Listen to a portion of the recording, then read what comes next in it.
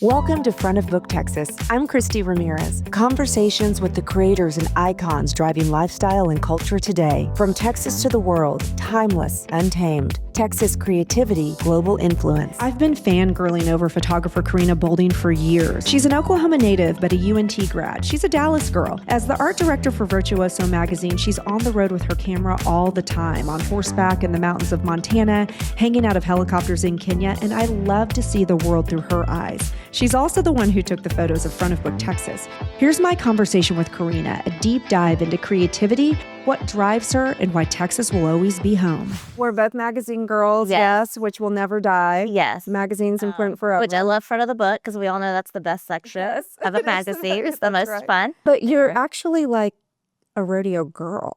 My dream was to be a rodeo queen and a barrel racer when I was a little girl. Where did that even come from growing up in Oklahoma?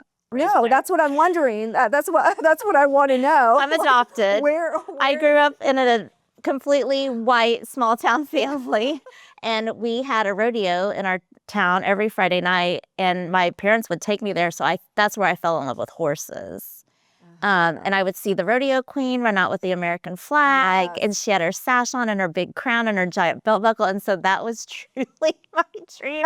And my parents were like, okay. Okay, of course you can do that. Yeah. There's also the play, Rodgers and Hammerstein, Oklahoma, was put on right near where I lived, the outdoor amphitheater, and they had a horse greeter. And it was a girl who got to sit on the horse and wave to everybody. That was also my dream. Did you ever get to do that part? No. But you did actually get into rodeo as a child. No, I never rode it. You never did? No. Okay. It was just like, let's just say that you did. So much better that you were a rodeo queen in Oklahoma. But I still love horses so much. Yeah. And that's why I love to photograph horses. Yeah. You can tell in your photography, I feel like whether you're shooting something like in Texas or if you're overseas somewhere, there's always some kind of shot of horses. Yes, I will find them or they will find me. Yeah. It's like we're drawn to each other. I just think they're so magical. But yeah, I love your photography so much. Thank you. But you came to Texas initially because you were going to UNT. Yes, I went to the University of North Texas to their School of Visual Arts, to design school. Yeah. And I hadn't really gotten into art till maybe like 8th grade. Yeah. Because I was going to be a rodeo queen. Right, of course. And a competitive gymnast. Those were my two goals in life. So I did do the competitive gymnast thing for a long time. But yes, when I decided I wanted to go into art, I heard about UNT's great School of Visual Arts, and I ended up staying there. And that's how I ended up in Dallas, was staying to pursue my career after graduation. I was kind of surprised by this too a couple of years ago, finding out that, everybody knows about like the music department and the art department, but also they have this incredible graphic design program there. That's the program I was in. Okay, there's a company here in Dallas, Tractor Beam, which I think they're one of the best branding companies in Texas, definitely number one in Texas, but like in the South. And the guy that owns that, Peter Benanti, he gets a lot of his graphic design people from there. It's kind of like, I'm letting the cat out of the bag, but a lot of people, come out of there and they end up having these really amazing careers because they have such an incredible program there. Funny story, I interviewed with Peter straight out of design school because I had a graphic design portfolio and I was not cool enough to work there. So I saw Peter at a party recently with you, and I told him that story. I said, I was not cool enough. He's like, I think maybe you were. And I was like, trust me, I was not cool enough at the time. Oh my God. But yeah, he hires a ton of design students, and that's a very good program. Yeah. Their design program is very strong. Yeah. Yeah. Oh, so that's how my degree is in graphic design. And then the longer you're in graphic design, you can go an art director route, and that's how I ended up in an art director role. And then I have added photography over the last few years. So. Well, I just feel like your photography is so beautiful. It just like sometimes when I see it, especially your portraits of flowers, and when you go back to Tulsa a lot to see your mom, and there's always these beautiful close-up shots that feel almost emotional to me when I see them. Yeah, I love shooting flowers so much. You're a big flower girl. I'm a big flower girl. That's how I learned my camera. I'm self-taught minus one black and white film class at design school.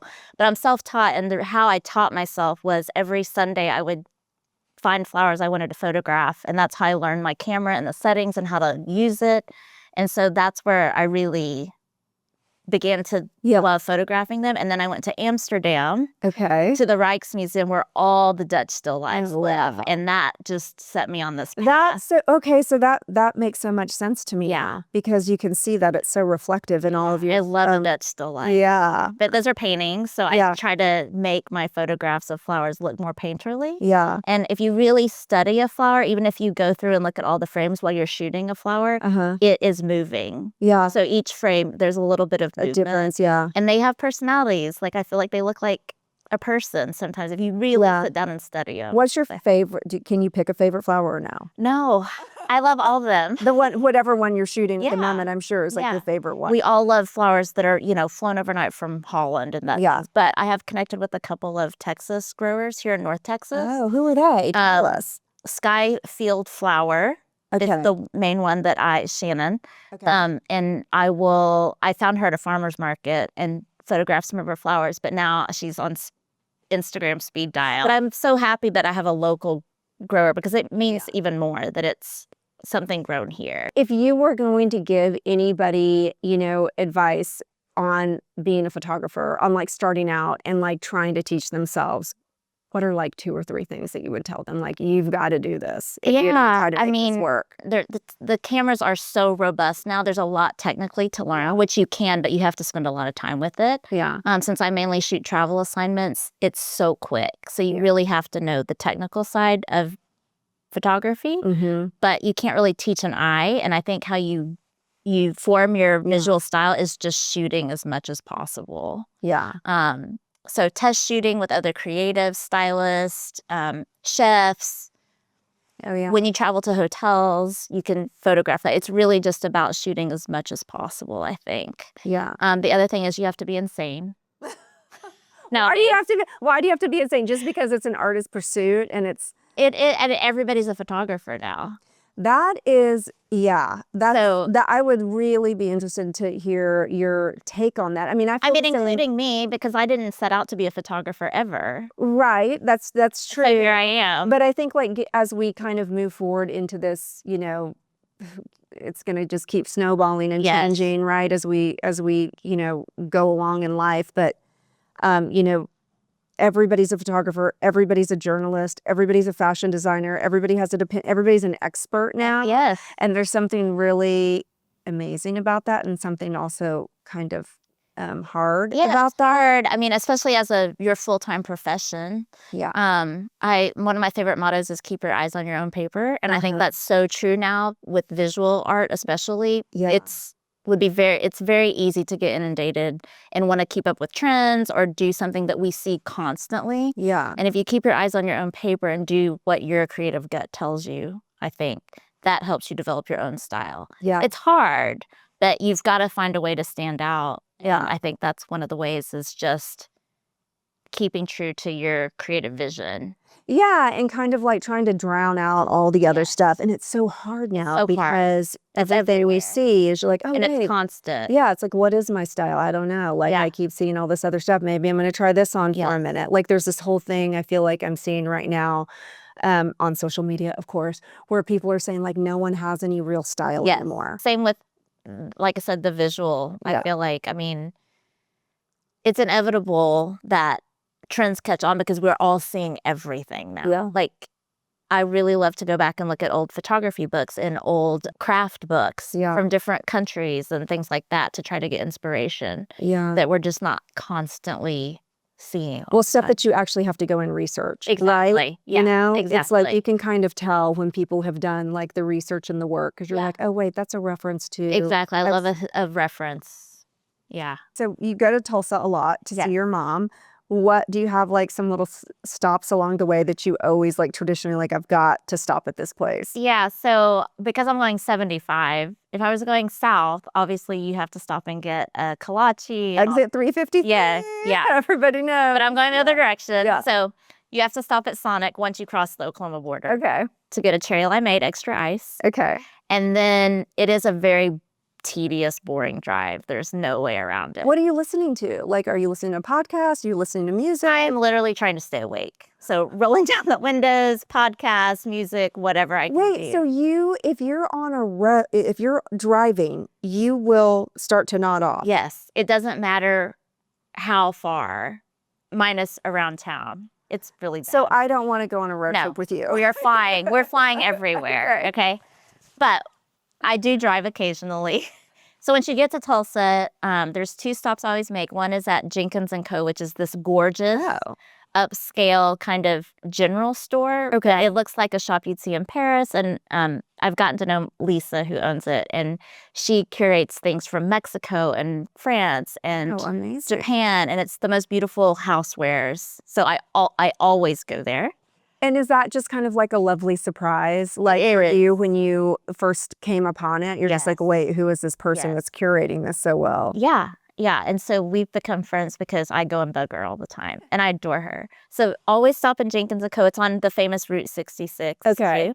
And then the other thing is Arnold's Old Fashioned Hamburgers. Okay.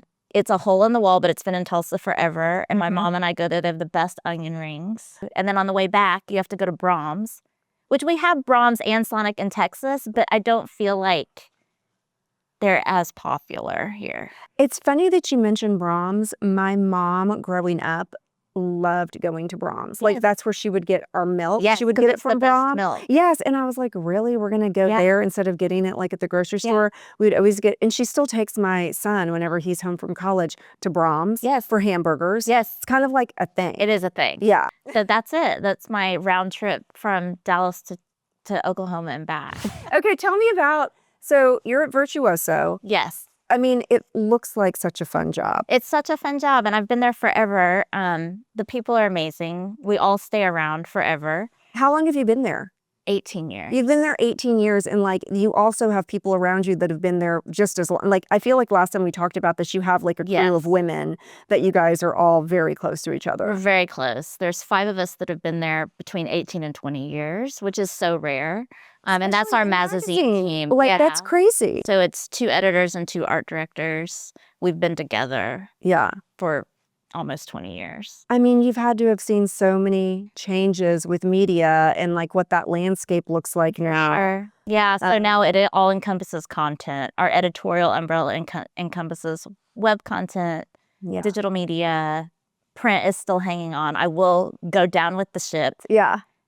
Literally, for a print magazine. Same. I know. It is important to have all the other digital components, but I'm so proud that we still have a print magazine for all of our travelers. I mean, there is just, it's such a different experience, you know, scrolling on a screen versus actually having it. And I still save magazines. Like, I have a whole closet filled with probably every issue of Texas Monthly that I ever wrote for. Maybe some of the ones from D, Modern Luxury. I still have newspaper clippings from Dallas Morning News. Like, it's just such a different kind of experience, like sitting there and kind of like absorbing it. And my kids aren't really, you know, they're digitally native. And so everything is like on the screen all the time. So do you have favorite magazines still? I do. I mean, I love Monocle. I love Confect, which is their quarterly like style magazine. It's such a great job. And I don't care. I mean, it's not cheap to subscribe to those, but I don't care. It's so dense with words. You're like, oh, I feel like every time I get Confect, I'm just like, oh my gosh, I get to sit here for a week. On amazing and just, the paper feels so good. And it's so beautifully like art directed. I know. All those details. I love that. And it's also so broad. Like, it's not just like, they'll have something in there about Dallas, you know, what's happening in downtown Dallas. And then they have something that, okay, are the 4 shops that you have to see if you go to Antwerp. I mean, it's so broad. It is. It's very European leaning, but I love that. And then I also love Town and Country. I mean, like, I just feel like they have kept such a distinct kind of cheeky, hysterical voice that's so funny to me. It's got such a great sense of humor, but they're not like, they're never talking down to you. It's not like a know-it-all kind of like vibe with them. Yeah. And I just think they put together a beautiful magazine. They have for so long. What about you, aside from Virtuoso? Architectural Digest is my favorite right now. Yeah. I love it. I don't know why I love it so much. And I still like all the food magazines. Martha Stewart Living was my Bible growing up. I mean, that was so groundbreaking. Literally, right? I studied it like school. Oh, yeah. And she is like creatively taught me so much from that magazine. So I think that's why I love magazines Yeah. too. Yeah. I would study who took the photos and who styled it. And that really, I feel like, was kind of like my foundation. Yeah, I mean, what a good foundation to have too. I mean, she was really groundbreaking at the time, you know, when I mean, now it's like everybody's a lifestyle expert and whatever and people do have like their own point of views which a lot of them I find super interesting, but she was really just so unusual to be able to come out of the gate like that with that highly art directed publication. Like remembering when she had when she still has it actually. I think it just came out on newsstands when she came out with the Halloween specific issue where it was all about decorating your home for Halloween. Right. Which was, you never saw that. No. Like nobody dedicated an entire publication, much less tried to go after like advertisers for like our Halloween special. Right. Yeah. And now everything's a special issue and a special theme, I feel like. Yeah. So yeah, shout out to Martha. I know. She's my idol. I mean, like, she's still killing it. Yeah. She did it first. Yeah, she did it first in magazines all day, forever, Exactly. all day long. Exactly. That's why we're trying to do an extension of what that front of the book section is with this podcast. Yeah, you know, exactly. because it is fun. Yeah. And it is still my favorite thing is sitting down and reading a magazine. It's kind of the best. Okay, are there any artists right now? Like you've got to be looking at a ton of art, a ton of artists, looking at what other photographers are doing. Do you, like, who are your top 3 that you feel like these are the artists in Texas you have to know about? So I have a piece from a artist named Marcy Palmer. Okay. And last I checked, she was Dallas-based. I think she's a New Yorker maybe. But she is a photographer who takes botanical, right now she's doing botanical and has been for a while, botanical flowers or leaves and uses a process, I'm not sure how she does it, with gold. Oh. So it's a 2-dimensional piece, but like you have to check out her stuff. It's beautiful. Okay. So I love her. Photography, Scott Slusher. Have you ever met him? Yes. No, I've never met him before, but I'm familiar with his work. He's actually an Okie, but he lives here and he has cornered the Western photography vibe. Yeah. And he is a vibe. Like you have to meet him. Okay. But he does beautiful, he crosses the bridge between editorial, commercial, and then fine art. And so love his stuff. Like it's so great. Cowboy, Western horses, but he's also the real deal. Like he rides while shooting. And he doesn't use a camera strap or anything. He's just out there. What? Yeah. But he also is like super fashionable. He started shooting fashion first. So like he has his whole cowboy hat on with his Japanese denim and his Vans. Like he looks like you have to meet. No, he sounds way too cool for me to even like talk to. But he's super cool. Okay, I'm gonna put him on my list. And then our friend Abraham Alexander. I know, he's so well, he's your friend. I just got to photograph him earlier this year, right after his Oscar nomination. I know. And his music is incredible, but he's just such an amazing person. He is an amazing person, and I'm so glad that you got to photograph him. And I'm sure that I'm going to send him a picture after this because I just ran into him, and he is just such a genuine, has such a fascinating backstory and background. And for somebody that's been through all the things that he's been through, to be so like just grateful and you know, he is one of the nicest people I've ever met, and so I only spent maybe an hour with him, but he is one of those people, as soon as you meet him, you feel like you've known him. Wait, I thought I had a special conviction. I mean, also, he literally had just gotten nominated for an Oscar. Yeah. And he helped me move the furniture back in the hotel sounds room like Abraham. after a photo shoot. Like, who does that? No one. No, he does. And he's always going to be like that down-to-earth guy. So I want all the good things to happen to him. know, so everyone needs to listen. He has new music. Everyone needs to listen to him. Yes. And his sense of style is... it's off the chart. Like insane. Like Hermes needs to like sponsor him and all give the him fashion some houses permit Oliver scarves and like the whole nine. Like he needs to have. And he's kind of built like an athlete that like, can wear anything, I feel like. Yeah. I don't know. No, he's good. We're fangirling. I'm totally, I freak out over him all the time. We love you. So those are my 3. There's those are really, though. I know, so there are so many. many. Lucky. I'm so happy we have our amazing museums in North Texas. Yeah. I don't know. I feel like. Do you go to the DMA a lot? Do you do? Yeah, I do. Sometimes I just go hang out there, like walk around. Just to walk around. Yeah. I would I would, suggest to people that like are in a creative rut, like just take 2 hours and just walk through a museum. Yeah, it's like get so a cup of coffee, just walk through a museum. Yeah. Or even just going outside, like walking along the Katy Trail. Yeah. Like can even kind and of the nature outside is amazing. Yeah. We're so lucky. I know. I know. We really are. I also really love like Arts and Letters Live with DMA. It's very like good. They always have really good. And the Fort Worth cases too. We have to shout those out because they're incredible. Fort Worth is amazing as well. I don't go out there enough, but I need to. Yeah. I will when I speak with Abraham. Yeah. Yes. Well, the Auberge there too is amazing. They've done a great job. That hotel is incredible. I know you're a hotel girl like me. Yeah. You love hotels. I love hotels. I love taking pictures of hotels and trying to make my own space feel like a hotel. Same. But I'm super surprised that it took Fort Worth so long to get that level of hotel. And now they're killing it. It's so beautiful. It's so beautiful. Yeah. They have like dialed in the sense of place. Mm-hmm. It's just, I don't know, it's beautiful. And the owner has an amazing art collection there too. Yeah, I think that, the Auberge they do such a good job. It's like even Commodore Perry, like when you walk into that, you're like, okay, I'm not in Central Austin.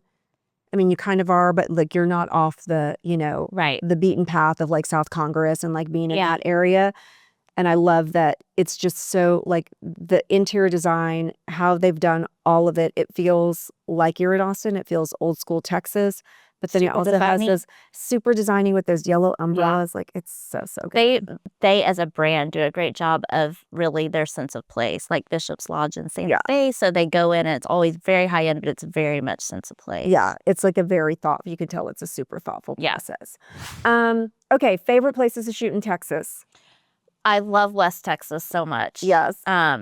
That's my go-to for sure. What is it about West Texas that you love so much that's unlike anywhere else? Like, is there something about that area of the state that... Yeah, the vastness. It has mountains. The light is so beautiful. It's it feels remote and solitary. Yeah. There's horses. Yes. There's good barbecue. Yeah. It's just totally different than Dallas-Fort Worth, obviously. Yeah. But that's my favorite. I think my favorite place, Fort Davis. Yeah. That kind of situation. Yeah. I feel super lucky that we were able to get you on our schedule or for us to be able to get on your schedule because you're always on a plane. I am. You're always on a plane and you're always traveling somewhere that I would never even I'm so bored. I'm like, I'll just go to Italy or Mexico, but you're everywhere. Everywhere. And I love it and I'm so lucky to get to do it. Yeah. Yes, I have gotten to I've gotten to 6 continents. So I have Australia left. So that's my goal before I die. Okay. I want to touch down on all 7. So I have one more to go. But yeah, my travel photography has taken me to Antarctica and Bhutan. Okay, the Antarctica, can we talk about that? And then I want to talk about Mallorca. Yes. But I have never seen, I was on your Instagram like hourly to see what you were posting next when you were there. Because it took you, so you told me what the trek was for you to get there, which was forever. It takes a long time. It's far, right? Yes, but then when you're doing it, it's like we are never going to. So tell us how you got left Dallas to go where?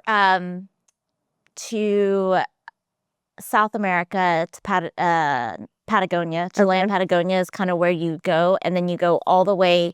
It was during COVID, so we actually went out of a different port than they normally do, which is at the very southern tip. But then you get on a boat, and our boat had this, and it was kind of like a luxury adventure type ship. It was small, and since it was during COVID, we only had 30 people on this ship, which was amazing.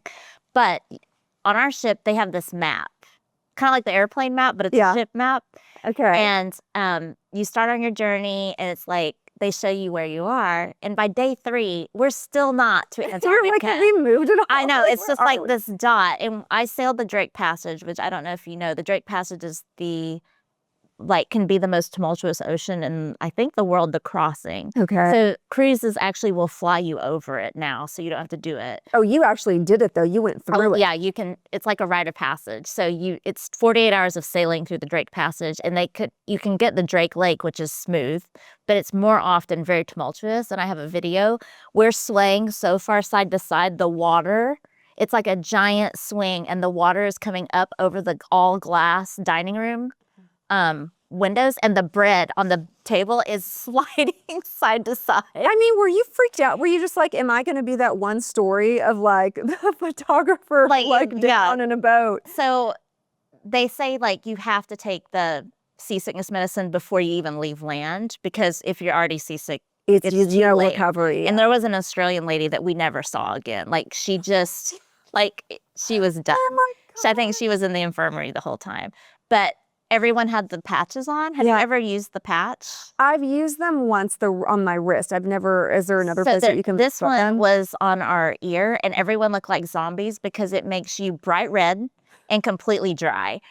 And it also blurred my vision, which was a problem since I'm a photographer. But luckily for 2 days, all I was doing was swaying side to side. I wasn't shooting anything. Yeah.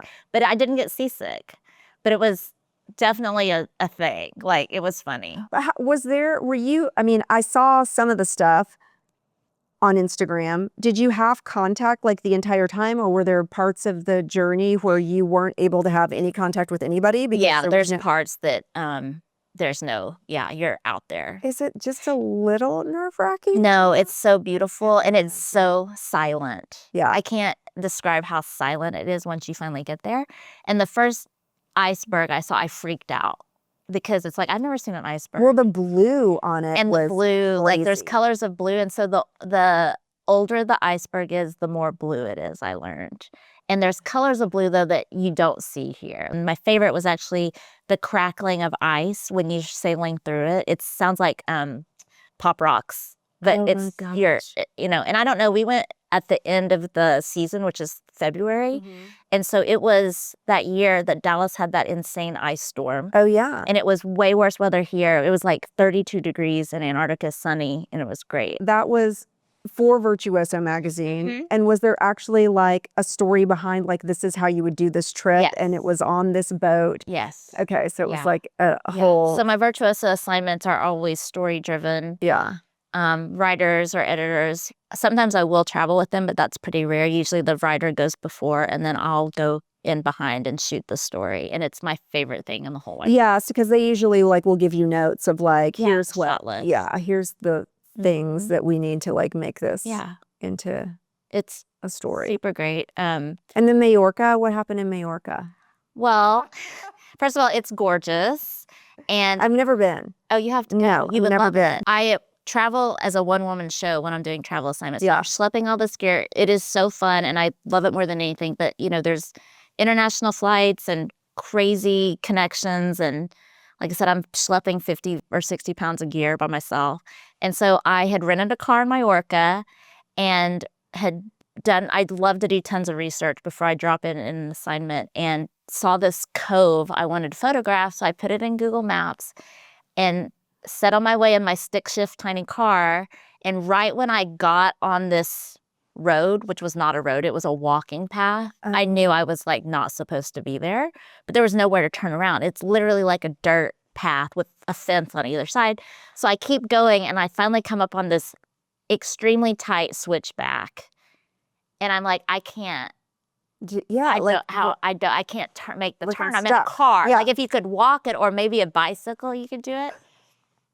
So I'm in a stick shift, and I start sledding, and it's so tight. I'm like, there's no way I can do this. And I am trying to do like a 20-point turn, eking up and back. And my car, because it's such a steep incline, rolls down, and 2 wheels are hanging off the cliff. And I'm like, this is where I die. No one knows I'm here.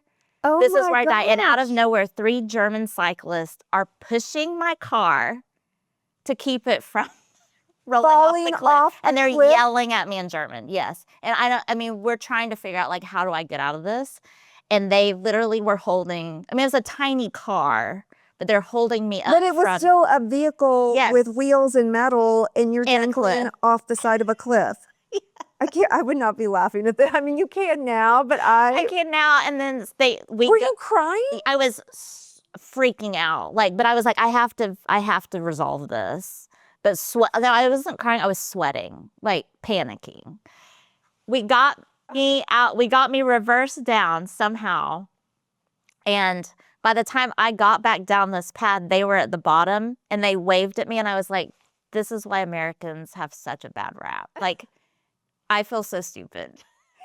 We just saved this American girl from, she was in her car. Yeah, she shouldn't have been. Why are you even in a car out It's like, here? this is a cycling path, ladies. Yes. They saved your life. They saved my life out of nowhere. Just like they appeared. I don't know where they came from. I don't think I ever told my mom. So when she hears, she's sorry. Yeah. I'm sorry. But there's all types of adventures. You know, photo shoots never go as planned. Well, yeah. It seems all glamorous, and really it's like you're out there fending for yourself a lot. Alone. It's not like you have a big crew of people. Never, like you're not never have Annie Leibowitzing it. You're actually like with your stuff, carting it around and figuring it out. I literally thought, this is where I die.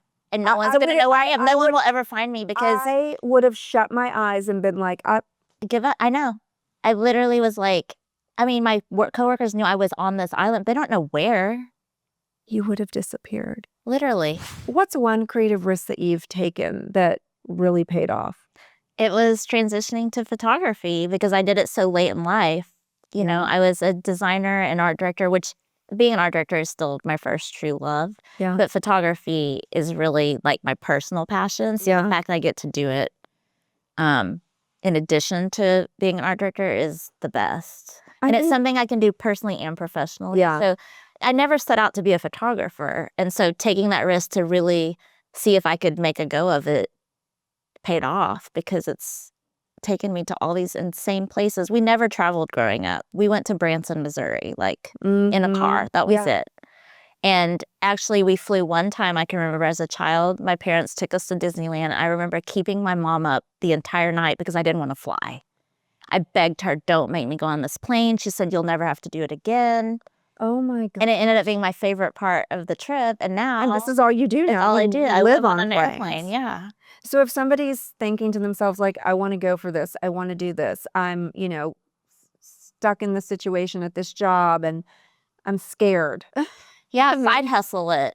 Yeah. Start side hustling. And I mean, it's a lot of hustle if you want to make a go of it. But I love learning. I love exploring. I love staying curious, So if you want to do it, you just have to make your own way and make it work for you. If you have a steady gig, then in your free time, while you have steady income, side hustle so you're not depending on just I think one of the scariest things is like the idea of like where's the income, like where is that going to come from, you know? And I think like the side hustle, you're right, like it's so much work to basically try to hold down like 2 jobs at one time. And I've heard people say like you do the side hustle as a scale until it kind of evens out and then you can figure out if you want to make the leap. What's the next big thing that you're super, super excited about? I am going to Mexico City to shoot a cover with this amazing floral artist. Oh.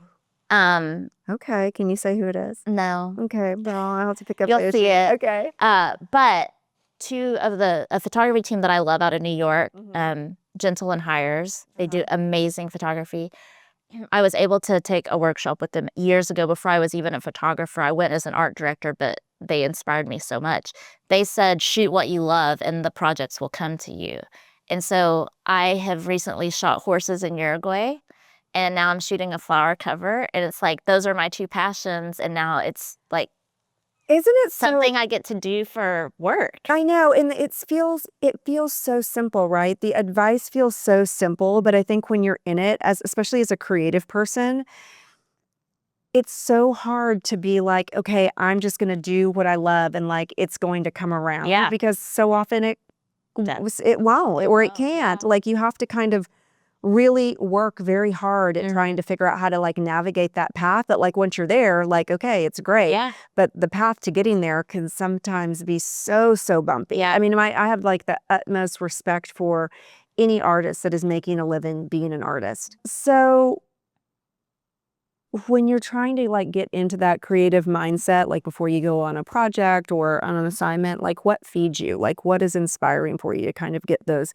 creative ideas like moving along? I'm an analog girl when it comes to that. So digging back into my archive of books, I have stacks and stacks of books. I love to reference this. So I love to knit. I love to bake. I'm teaching myself to quilt right now.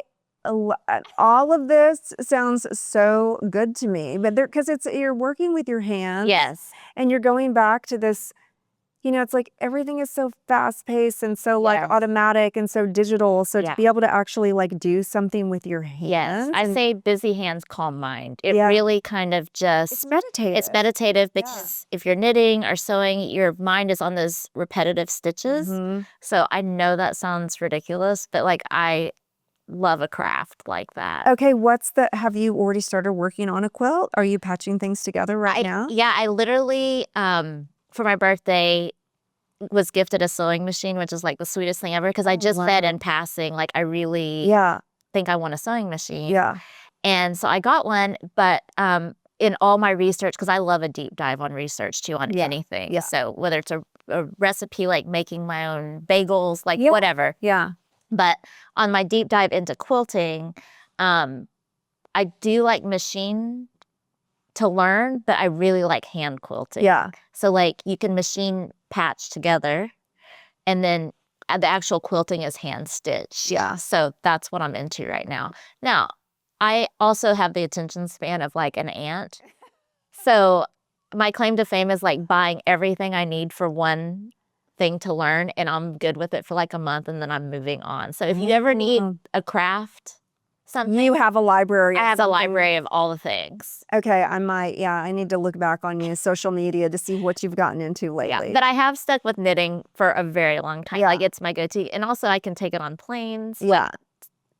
So yeah, I like the quilting thing too, because I think that like with your analog thing, and you've probably looked at all of these books of all these different Southern quilters throughout history, and some of the stuff that these women came up with, it's like modern contemporary art. It's so cool. Yeah. People didn't know how cool they were. No, they didn't. I feel like it got so kind of like, oh, it's your homemaker and whatever, but like it really did take, such a creative mind. And the design and the composition of all the different fabrics put together, and basically trying to use scraps of leftover fabric to create something that's like actual, like we need this. We actually need this. And it's a piece of art. Yeah. Yeah. My grandmother was a really amazing quilter. She passed away recently, and I did her eulogy, and I said, everybody thinks of her as a homemaker, but like she wasn't that simple. She was actually an artist. And nobody at her funeral had ever thought of her in those terms, because it was a tiny little town, and you're just like making dolls for people or making a quilt for somebody. But when I look back at like her work, I mean, she was pretty amazing. Yeah. I have learned doing photography, either personally or professionally, there's cool people doing cool things everywhere. Yeah. In the smallest of towns, in the remotest of places, there are people with great style and beautiful creative eyes everywhere. You just have to find them. Yeah. And I feel like we kind of do find each other. Yeah. And I think also just like in Texas in general, I mean, I know that you were talking about Oklahoma, but there are so many creative people that come out of the state. So like I've got to figure out and think a little bit more on this, but I'm kind of have convinced myself that El Paso is the creative hub of Texas. There are so many people that have come out of that city that have gone on to do like really wildly cool things. Yeah. Well, it's like Daniel Roseberry of it's Plano. Plano. And every time I'm reminded of that, it freaks me out, because he is like the most insane creative person that I can't even figure out how his mind works. Have you ever seen him draw? Have you watched the videos of him drawing? It's the most beautiful thing. I'm like, he's from Plano. He's from Plano, Texas. I know, in the suburbs. And I want to meet him. I would flip out. If you get to meet him, call me. Okay, maybe we can put that on our mood board. We're putting it out there. It is kind of amazing to think about that, that like people like him, or even like Jerry Hall, like she went to my high school. Like, oh my gosh. She was so groundbreaking also in like her look, and then like this life that she's living. Yeah. She still like will come back to Dallas and like back to Mesquite. Like she still has a family there. I know, it's so like, wait, what? And we haven't even talked about all of our musicians. I mean, I can't even, there's so many. Yeah. There's so many. You need to meet all of them through this. That's what this is for. For me, it's my own personal project to meet famous Texans. I can get behind that. Let me photograph them all. Okay, I'll be good. on set. I know. Well, we have to, we are so, so grateful, Georgiana and I, because you were, I talked to Georgiana about this probably a year and a half ago. We had also been Instagram friends and through magazines and whatever, and followed each other around. And I ran into her one day at a restaurant in Dallas, and I told her about this idea. And now here we are, like, doing this whole thing. And when I came to you, and I was like, hey, I think I'm doing this podcast, but I need some photos. And you were like, oh, I'll take them, which is insane because you're never here. You're always on the road to some like crazy location. It's super rare that you can get on your schedule. And the fact that you were like, yeah, I'm going to do it. You woke up at 5:30 in the morning and drove with Georgiana and I. So fun. Which was so, so fun. But also like you were just like so game and so happy to do it. Cheers. And the pictures are so beautiful. I am your biggest fan. I love that. I'm your biggest fan. It was so fun. Yeah. I was so honored you asked me, truly. It's such a fun morning. It was so fun. We got to watch the sun come up together, and we were in this tiny little town with like trains going by and just trying to make it work and like changing in the car. And it was just so, so fun. And we just appreciate you so much. Of course, I'm honored. I'm so excited for you. I know, me too. Thank you. I feel like you're just so representative also of like how Texas is changing, and like the face of Texas is changing, and the creative class here is changing. And it's such an exciting time to like live here, and you're part of that. Like you're here. You're a Texan. Yeah. Whether you like it or not, you're a Texan. I am. Yeah, I am. We have a tradition on the show that at the end of every episode, we always like throw out some questions that listeners have sent in to us. Oh. And so we have a little rapid fire. Okay. Okay, so here's, the first one, your favorite Texas crush. The Ticket radio station. Okay. I am the biggest P1. I don't even know what P1 means. So P1, it means preset one. It means you're there. It's the #1 station on your radio. But I am the biggest Ticket fan. Okay, that is so surprising to me. I'm shocked that the Ticket is like, why is that? I love the Ticket too. Yeah. But I do have another friend that like listens to it religiously, Yes. another woman. But what is it about the Ticket that you love so much? So it's so weird because I used to work for American Airlines Publishing. Back when I had it in Flight Magazine. Yeah. And I lived in Dallas, and so my commute was like to the airport and back. And one day, I heard my coworker laughing in his cubicle. And I was like, what are you laughing at? He's like, it's this stupid radio station. It's all sports, but it's not. It's called The Ticket. So one day I turned it on during commute time, and they were talking about celebrity gossip. So it was these dudes talking about celebrity gossip that I'd known 3 days ago. But their take on it was so stupid and funny. Yeah. I got hooked. Yeah. And I've listened ever since. Okay, like the Ticket. 20 years. What is the actual like station? So is it 89 something or is it? It's still AM 1310. Okay, AM. And then 96.7 FM now. Okay, so So, the Ticket Yeah. is your favorite Texas. Yes, station. I'm obsessed. That's so good. I will be so sad when the Musers retire. Please Oh don't my go. God. Your current Texas obsession. Loro's smoked wings. Do you go to Loro? I have not been in a while, but I interviewed Tyson Cole for Texas Monthly before, and he's great. My girlfriends and I meet there so often. We call it the clubhouse. So the Texas meet at the clubhouse. Yeah. And we share all the sides, which are also delicious, but everyone gets their own wings. Like no sharing wings. No sharing. Okay, your Texas mood.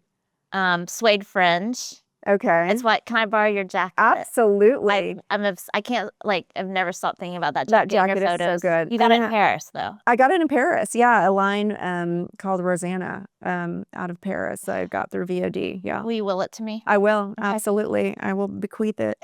A Texas person, artist, or creative who inspires you. So there is a shop in Houston, and it's the namesake, I think, of her name's Courtney Barton. Okay. She has a shop. The shop is in Houston and Round Top. I've never been to both, but I love what she curates, and it's not like anything what my house looks like. Yeah. I just love her eye. And so Courtney, if you're listening, I want to meet you. But yeah, I need to make a trip down there because it's just really cool, pattern on pattern. Yeah, it's very like magpie, like chic, right? Yeah, it's like a lot of layers and yeah. So I don't know. I'm into that, and I want to meet her. Yeah, we have an episode on Round Top. Okay. Yeah. Rodeo or state fair? Rodeo. What? Yeah. All day long. Yes. But still, the state fair is so good. It is so good. Do you go every year? Okay, I have a funny story. A few years ago, Yeah. I was like, I want to enter the state fair in my photography. Uh-huh. I ribboned the first year. And then the next year, I was like, well, I have to do better than last year.